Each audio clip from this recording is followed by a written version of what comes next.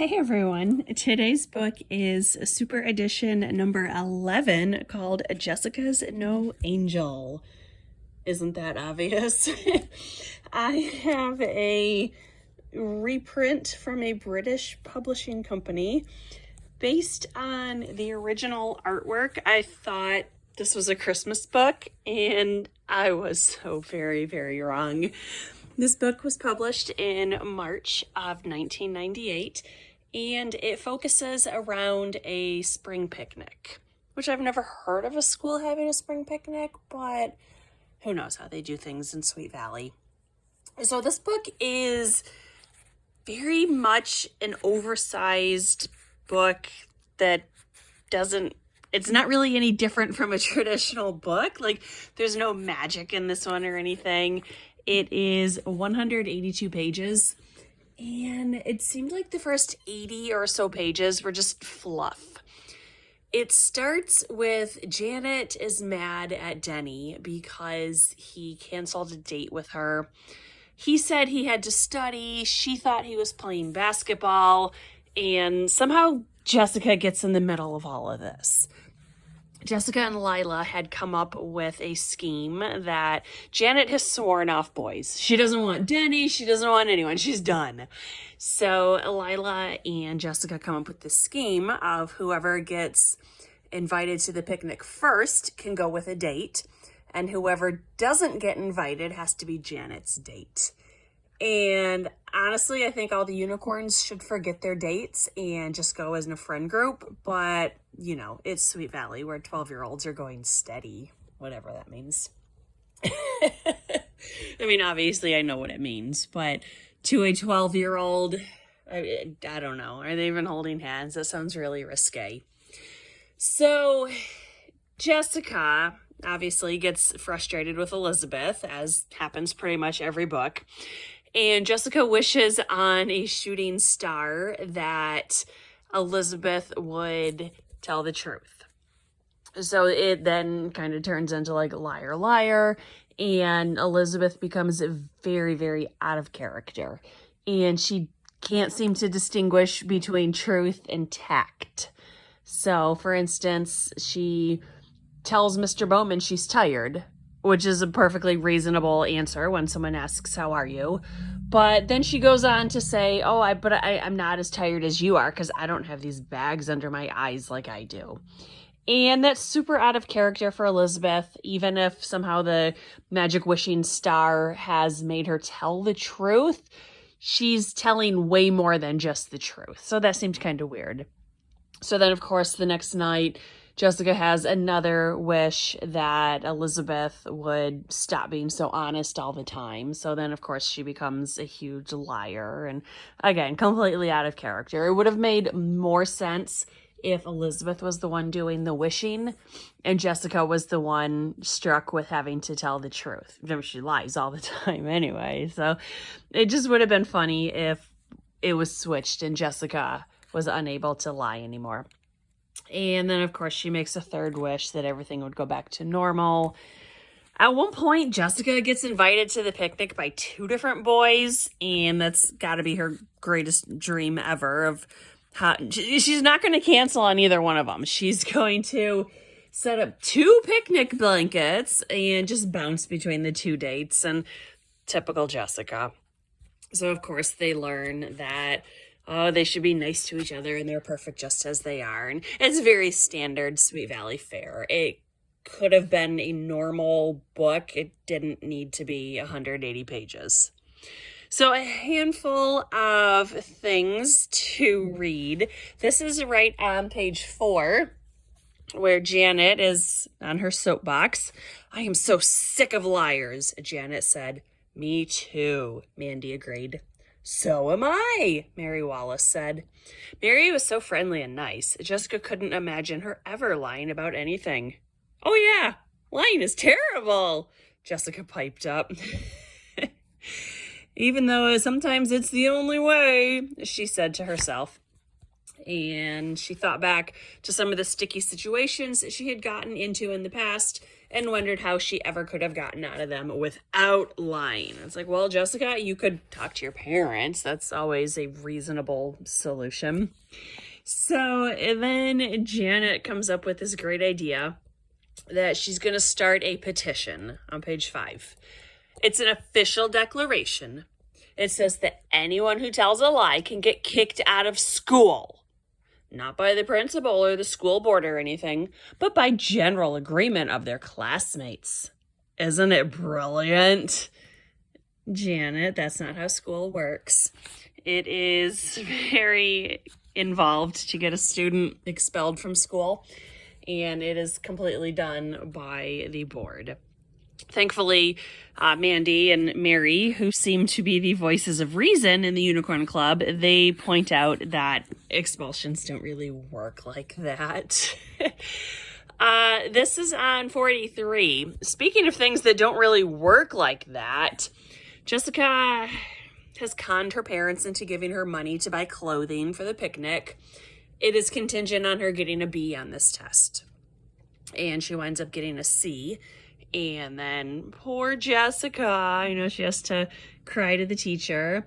And she says, on page 43, well, anything to get my grade up to a B. Mr. Glennon, perhaps a walk would be an idea. I've got it. You could go to my house and take my dog Sparky for a walk. Measure it in feet, then do the conversion and tell me the distance in meters as well. So yes, he's presumably tying it to curriculum, which is good, but you don't tell students where you live, and you absolutely do not give them keys to your house. Actually, one time I had a small piece of furniture that I was giving to a student that wouldn't fit in my car, and the student was 18, and she still had to get a permission slip from her parents that it was okay for her to come to my porch to pick up this furniture. So Sweet Valley does not have good schools. Page 44, Mr. Glennon and Jessica have their plan. Jessica held out her hand. Then give me your key and tell me your address. Jessica. I guess maybe I could see a teacher trusting Elizabeth to go to their house. I can't see any adult letting Jessica go to their house and have the keys. And this story could have gone so completely differently. I completely could see Jessica having a party at the teacher's house, but now she just walks the dog. Later on, the dog gets out, and after they go for the walk, she rescues him and she runs into Denny. And Janet and Denny have both had their feelings hurt, so they're not talking to each other. So page 59. Jessica. Sparky's home, safe and sound. I'm glad I ran into you again. Janet was just here. Denny. Is she gone? Two people would never avoid each other so much if they didn't truly like each other, Jessica reasoned. And Jessica needs to grow up a little bit and learn that sometimes people just don't get along, and she need not meddle in everything. That's none of her business. 71. Elizabeth. Jessica. Everybody lies, Elizabeth. Grow up. Growing up has nothing to do with lying. I don't tell lies, and I'm never going to, Elizabeth declared. Oh, come on, Elizabeth. I've heard you lie, Jessica told her confidently. Don't give me that. No, I don't lie, Elizabeth protested. I don't believe in lying. You're lying right now, Jessica yelled. I know you've lied in the past. We've told lies together to get out of trouble. Elizabeth stood up, her face growing hot with anger. If I ever did lie, I'm sure I was only doing it to cover for you. And you know what? I'm never going to lie for you again. And, Elizabeth, typical Elizabeth, very sanctimonious, and She needs to loosen up a little bit. Not that she should be lying, but we need a happy medium between the two twins. And finally, this is on 132 here. Oh yeah, this entire couple chapter subplot where Lila decides she's going to get a perm. And Jessica keeps telling her it looks good because Jessica doesn't like Lila and she wants her to look horrendous. But of course, Lila then takes her to the salon to get a perm herself. In 132, Jessica fidgeted nervously in her chair. During her entire makeover, Sergio hadn't let her see herself once. He'd polished her skin, painted her nails, and applied lipstick and some light eye makeup. Then he'd spent nearly an hour washing her hair and setting it. Now he was giving her one final minute of absorbotherapy.